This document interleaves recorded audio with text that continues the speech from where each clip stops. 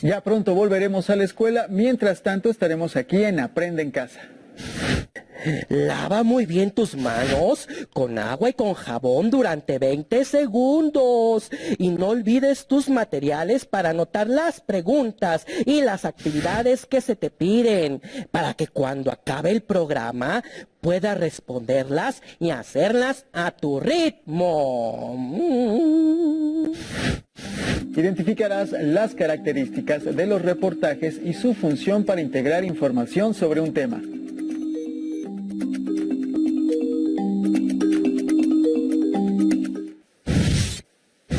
Hoy vamos a aprender sobre las características de los reportajes y su función. Por ello seleccionamos para ti los siguientes reportajes sobre la vida y obra de la escritora zacatecana Amparo Dávila. Mientras miras los videos, trata de identificar las diferencias y las similitudes entre los reportajes y anótalas.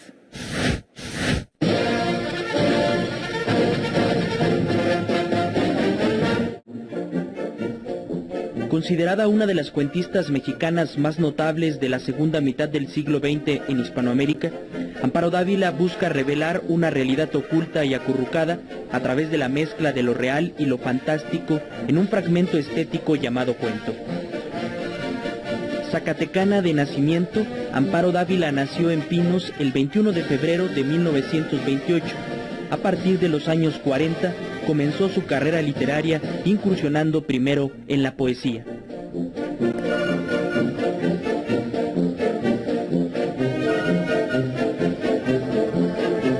A principios de los 50 publicó 13 libros de poesía: Salmos bajo la luna en 1950, Perfil de soledades en 1954 y Meditaciones a la orilla del sueño en 1954. Esto sorprendió a propios y extraños, pues sus escritos comprendían el sorprendente talento de una joven con apenas 22 años de edad. Ya instalada en la Ciudad de México, escribió sus primeros libros de cuentos: Tiempo destrozado en 1959, Música concreta en 1964. En 1966 obtuvo una beca del Centro Mexicano de Escritores, durante la cual convivió con Julieta Campos, José Agustín y Salvador Elizondo, y compartió con ellos las enseñanzas de Juan José Arreola.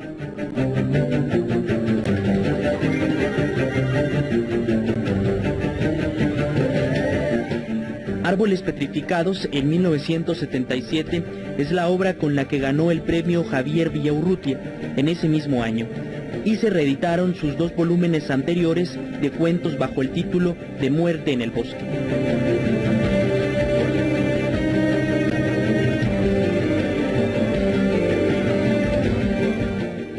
Durante ese tiempo trabajó con Alfonso Reyes y conoció a grandes escritores. Uno con quien forjó una gran amistad fue Julio Cortázar. Dávila es una de las pocas cuentistas mexicanas cuya literatura parece rebasar la realidad y lindar con la fantasía, por lo que no sería preciso definir su obra como literatura fantástica.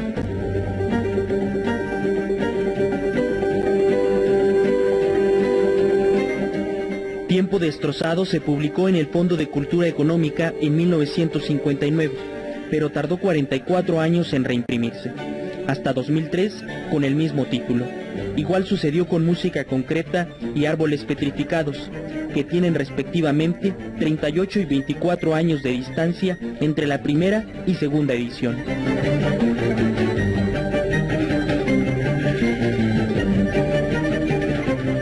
La voz de la escritora zacatecana, que se negaba a integrarse en ningún grupo específico ni a hacer carrera para ganar fama, renombre o dinero, se revaloriza y se convierte en una voz inolvidable e imprescindible de la narrativa latinoamericana, con solo el poder de su propia voz literaria.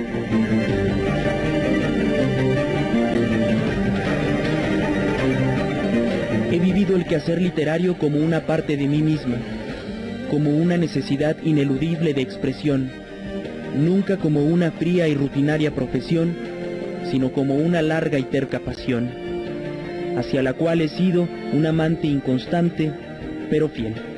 Amparo Dávila.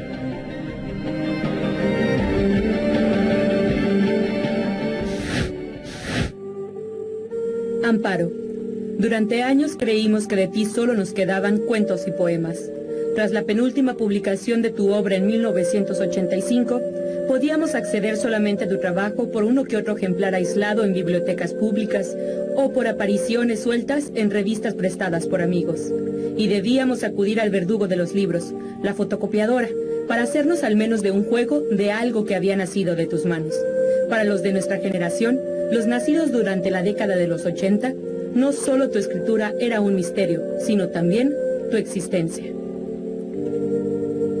Nuestros maestros de preparatoria nos llegaron a hablar de ti como si nos hablaran de una anomalía del curso natural del tiempo y de la tradición literaria mexicana.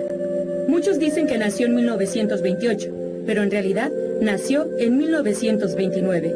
Muchos dicen que ya pasó mejor vida, pero en realidad se la ha visto en Ciudad de México. Un halo de misterio envolvía tu nombre y tu obra. Parecía que de pronto te habías convertido en uno de tus propios personajes, seres de espejismo, un secreto escondido por el silencio. Los maestros nos decían que habías nacido una década después de la Revolución Mexicana, en un pueblo equidistante a Zacatecas y San Luis Potosí, cuyo nombre evoca la frialdad del Bajío y el cielo azul intenso del semidesierto. Pinos, nos decían, es un territorio de cantera, minero y mezcalero, donde nació una de las mejores cuentistas mexicanas. De niña, tu primer acercamiento al género fantástico no solo fue haber leído la Divina Comedia, ilustrada por Gustave Doré, sino tu familiaridad con la muerte. Pinos era el único sitio con cementerio entre los poblados, y desde tu casa observabas las carretas jaladas por caballos o mulas que transportaban a los recién fallecidos. También la muerte, sombra que vigila al vivo antes de llevárselo, abrazaría a tu hermano menor en tu niñez para dejarte sola en un territorio frío, donde los árboles, la biblioteca de tu padre y las plantas se convertirían en tus mejores amigos. Creciste y la poesía se ocupó de ti como tu hermana mayor. En Salmos bajo la luna y Perfil de soledades, trazaste poemas de aliento corto y aroma místico que evocan la visión de una adolescente curiosa por saber cómo el ser humano se hace frágil y cristaliza frente al amor y la muerte, el cielo y la tierra. El tiempo pasó y todo escritor tiene su Virgilio. Más tarde, en los entremeses cervantinos, quizá por casualidad o porque la mano de Dios lo trazó con tiempo, encontraste en el jardín de la Unión a Alfonso Reyes, el crítico de críticos, como si hubieras encontrado tu guía. La historia dice que a don Alfonso le llamaron la atención tu rostro, tus ojos despiertos y tus labios de sangre que hablaban y hablaban de poesía. Una vez sentados en aquellas bancas, una vez que hablaron de libros y los proyectos literarios de una niña que deseaba ser escritora, te quedaste mirando uno de esos crespones que mueve el viento, como si miraras el futuro y el pasado, o el pasado y el futuro fundidos en el presente. Ese presente en que el crespón era cobijado como una revelación por la luz amarilla de la tarde. Y a don Alfonso, curioso como era, no le quedó más que preguntar: ¿en qué estás pensando, niña? ¿Que ya te fuiste a otro lado? Sus palabras te jalaron para volver al mundo. Nombraste a Saint-Exupéry, el episodio en que el zorro promete cosas al principito. Y don Alfonso, alegre, se paró de su asiento para darte un abrazo de amistad y te respondió: has llegado a lo más hondo de mi corazón, criatura, porque no sabes hasta cuánto amo a Saint-Exupéry como amo al principito. Pronto te mudaste siendo una jovencita a Distrito Federal. Te convertiste en la secretaria del mismo maestro, quien te motivó a escribir cuento para perfeccionarte como escritora. Escribir prosa, decía Reyes, es una disciplina innegable para cualquier escritor. Se enfrenta realmente uno a las palabras. Es una de las tareas más complicadas donde el aliento narrativo y el impulso poético se funden para contar una experiencia que quede grabada en la mente de cualquier lector. A los pocos años, gracias a la constancia, nació Tiempo destrozado, cuyos cuentos augurarían lo que el crítico José Miguel Sardiñas destacaría en tu obra como relatos de la ambigüedad. Una ramificación de lo fantástico que se inserta como símbolo en el huésped y alta cocina. En esas historias nos enseñas que vale más lo que no se dice que lo que se dice. Un elemento bien colocado trastoca la vida de los personajes y la interpretación que el lector pueda darle al cuento. Más tarde nació Música Concreta, y uno de los escritores más reconocidos de Latinoamérica. quizá quien hubiera ganado el premio Nobel antes que Vargas Llosa. Te leyó con entusiasmo y admiración. Descubrió en tu obra que ambos compartían afinidades casi idénticas por narrar hechos aparentemente cotidianos, trastocados por la mano siempre fina y siniestra de lo fantástico. Por contar historias donde los personajes se ven amenazados por elementos casi irreales o fantasmales, al punto de hacerlos renunciar a sus vidas. Me refiero a Julio Cortázar y a la época en que escribía Rayuela en París. Tus cuentos son, te lo escribía tu nuevo cómplice de oficio en su correspondencia, como explosiones, como algo que estaba acumulándose y que de golpe se abre paso. Hay en ellos la inquietud de la iniciada y la planificación de la maestra, pues conozco un poco la prosa narrativa de nuestra América y comparativamente sé muy bien que tus relatos tienen toda la firmeza estilística que suele faltar en una ligera parte de nuestros cuentistas. Casi 8 años después apareció Árboles Petrificados, libro de cuentos reconocido por el Premio de Escritores para Escritores Javier Villarrutia de Bellas Artes, mientras en México terminaba de gestarse una de las generaciones de artistas más emblemática y prolífica, compuesta por Inés Arredondo, Juan García Ponce, Sergio Pitol, Guadalupe Dueñas y Rosario Castellanos, entre otros, y llamada de medio siglo. Árboles Petrificados es la reafirmación de una cuentista con oficio, conocedora de sus temas y sus estructuras, organizada en sus tramas, limpia la unión de la poesía y la prosa. En el libro preexiste lo fantástico, así como los ambientes cerrados, los seres cuya identidad hacen vacilar al lector no por su riqueza descriptiva, sino por sus acciones y lo que ocultan. Hay en sus cuentos una preocupación por ambientar las historias en casonas edificadas en poblados pequeños como los del Bajío, en páramos oníricos como La Pesadilla, en departamentos fantasmales de una Ciudad de México antes del terremoto. Antes o después de la publicación de ese libro, vino tu matrimonio con el pintor zacatecano Pedro Coronel y un alargado silencio. A tus 49 años de edad, habías dejado 3 libros de poemas y 3 de cuentos difíciles de conseguir. Entonces hubo algunos escritores, fieles a tus temas, que escribieron novelas sobre Amparo Dávila desde la ficción, que ganaron concursos literarios importantes con novelas donde tú eres protagonista y tus personajes y escenarios de tu narrativa los antagonistas. Hubo escritores que te mataron y revivieron con la palabra, diciendo que habían hecho un homenaje en su literatura a una escritora que estaba muerta. Y nosotros les creímos, y decidimos leer cada uno de tus cuentos, como si en cada línea estuviera el secreto para forjarnos el oficio de narrar y el camino que nos conduciría a la verdadera respuesta de tu paradero. Tras las luces del nuevo milenio, el Fondo de Cultura Económica hizo justicia a tu obra publicando el volumen de cuentos reunidos. Y con ello resurgiste entre los lectores más jóvenes y en el ojo de los críticos que buscaban consagrarse con apenas 30 años, aprobando la calidad de tu obra, verificando si en realidad había soportado el juicio siempre crítico de los años transcurridos. Cuando tu narrativa, tiempo atrás, había iniciado un grito que se hacía eco por sí misma y muchos buscábamos escuchar de nuevo, descubrir sus orígenes y motivaciones. Pronto emergiste dándonos la noticia de que tú, al igual que tus libros, están vivos y reconfiguran la disciplina más exigente de la narrativa, aquella que Poe y Chekhov trabajaron como un arte de la concreción, para recordarnos que todo cuentista mexicano tiene una deuda con la obra de Amparo Dávila. Antes de escribir una línea que construye otro mundo, antes de emprender el duro viaje de la escritura, debemos conocerla, leerla y releerla. El silencio en sus cuentos, el silencio en su vida misma, son la luz de la elocuencia.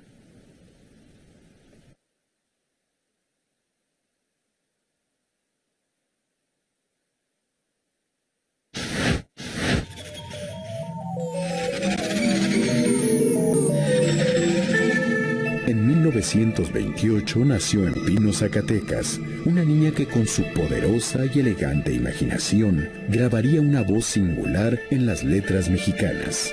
Amparo Dávila desarrolló una literatura poblada de mujeres, enamoradas, viudas, esposas, solteronas, hijas, madres y hermanas. Además, consiguió crear en su obra un conjunto de atmósferas sombrías. En sus cuentos, lo siniestro acecha a cada párrafo.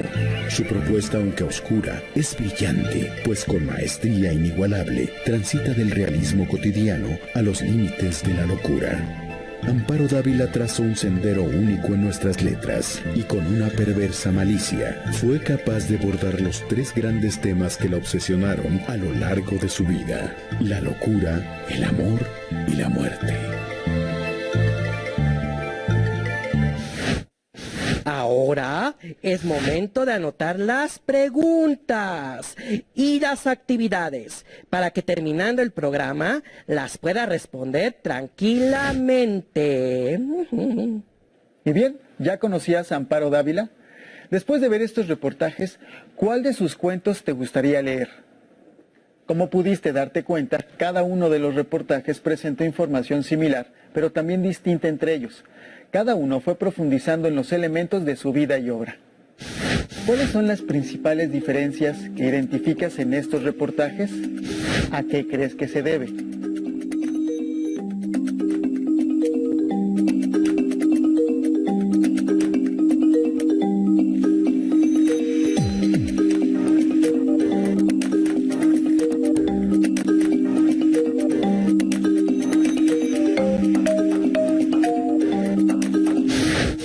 Ahora verás un par de videos sobre las principales características y funciones del reportaje y de la nota informativa. Centra tu atención sobre todo en las particularidades de los reportajes y su función para integrar información sobre un tema.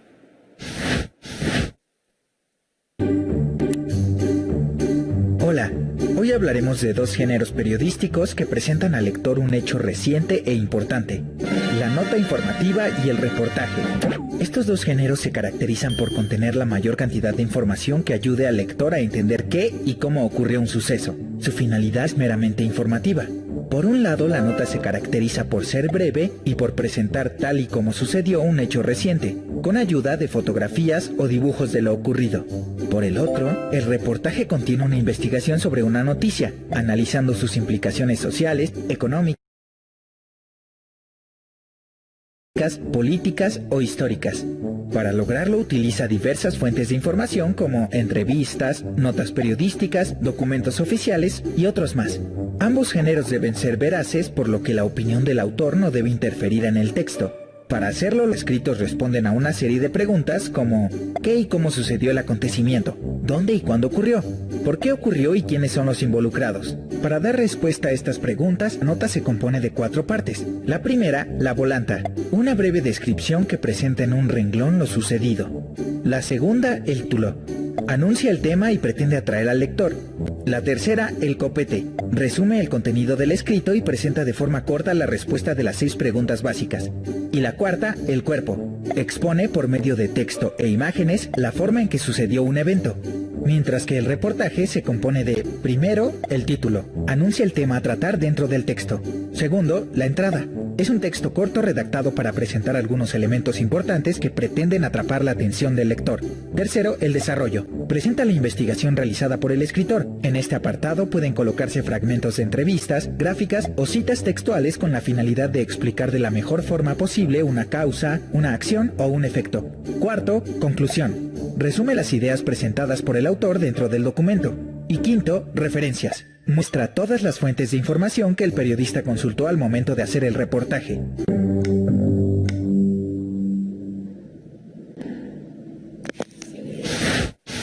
Hola a todos y bienvenidos a Aula de Periodismo. Hoy aprenderemos un poco más acerca del reportaje. Acompáñenme. El reportaje es un género periodístico que consiste en la narración de sucesos o noticias de cualquier tipo de información. En términos generales, un reportaje es un trabajo documental planificado y su propósito es informar. A pesar de ello, puede incluir opiniones personales del autor. Por este motivo, tienden a elaborarse con ciertos criterios subjetivos del investigador, aunque incluya una gran diversidad de colaboradores o informantes para redactarlo. Este hecho contribuye a que un reportaje sea emitido en muchas ocasiones con la finalidad de crear una posición en el espectador respecto a un determinado tema en particular. Por lo común, el reportaje es dado por un periodista que se realiza acerca de un hecho o sobre cualquier tema, el cual suele ir acompañado de imágenes y fotos. Este puede ser publicado en la prensa o se emite por televisión o radio.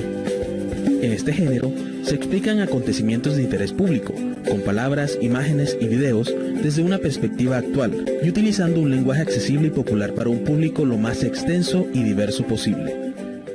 Estructura del reportaje. Titular. El título informa acerca del contenido del reportaje. Al igual que las noticias, puede ir acompañado de un antetítulo o de un subtítulo. Párrafo inicial o entrada. El objetivo principal de la entrada es captar la atención del receptor. Por ello es importante que empiecen los contenidos interesantes y atractivos. Cuerpo del reportaje. Los párrafos siguientes se desarrollan el tema y deben estar conectados entre sí y escritos con coherencia. Párrafo final. Las oraciones finales deben dejar una buena sensación de la lectura. Pueden incluir conclusiones y dejar la estructura cerrada. Acabar con comentarios como los que escribieron al principio, estructura circular, o hacer comentarios que inviten a la reflexión, estructura abierta. Los consejos que deben tenerse en cuenta a la hora de realizar un reportaje son: realizar una clara introducción al tema que va a tratarse. En caso de realizar una entrevista, contar previamente a los oyentes o lectores quién es esa persona y sobre qué va a charlar en dicho encuentro. Utilizar un lenguaje atractivo para los espectadores. Prestar especial atención al tono de voz, a los ritmos, tanto al hablar como al escribir, de modo que quien está del otro lado tenga interés en permanecer escuchando o leyendo. Ampliar lo más posible el tema a tratar. Desarrollar con todo el detalle que se pueda el contenido de la nota, a fin de que quien está del otro lado se entere de verdad de lo que está hablando. Manifestar el punto de vista que se tiene. La opinión de quien realiza el reportaje debe estar basada en hechos, haber sido analizada con detenimiento y mostrarse de forma clara. Además, debe aclararse que se trata de una opinión tan válida como la de todos los demás. De acuerdo al modo de enfrentar el hecho periodístico, el reportaje puede ser formal. Se trata de la variante más respetuosa del reportaje, que no incluye opiniones y aspira a la objetividad. Narrativo, semejante a la crónica, echa mano a relatos y reconstrucciones narrativas para brindar la información al lector. Interpretativo. El reportero se permite la interpretación de los hechos y las situaciones, explicándole al lector su punto de vista a partir de la información obtenida y con argumentos derivados de su propia investigación. Descriptivo. El periodista aborda su tema de interés sin incluirse a sí mismo, simplemente describiéndolo, brindando características de su objeto de interés.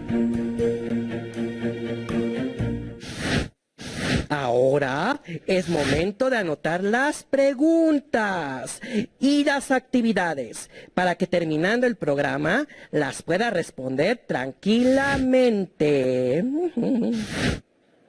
Ahora reflexiona sobre las siguientes preguntas. Antes de responderlas, explica con tus palabras. ¿Cuáles son las principales características de los reportajes?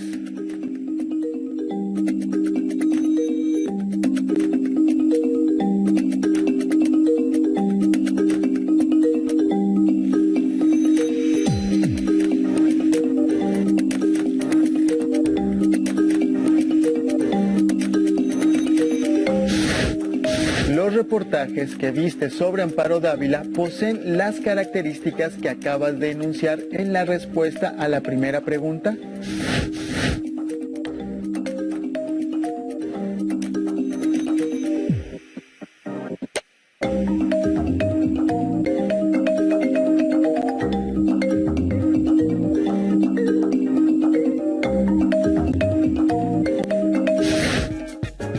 En el libro de texto de español de sexto grado de primaria se explica este tema a partir de la página 42.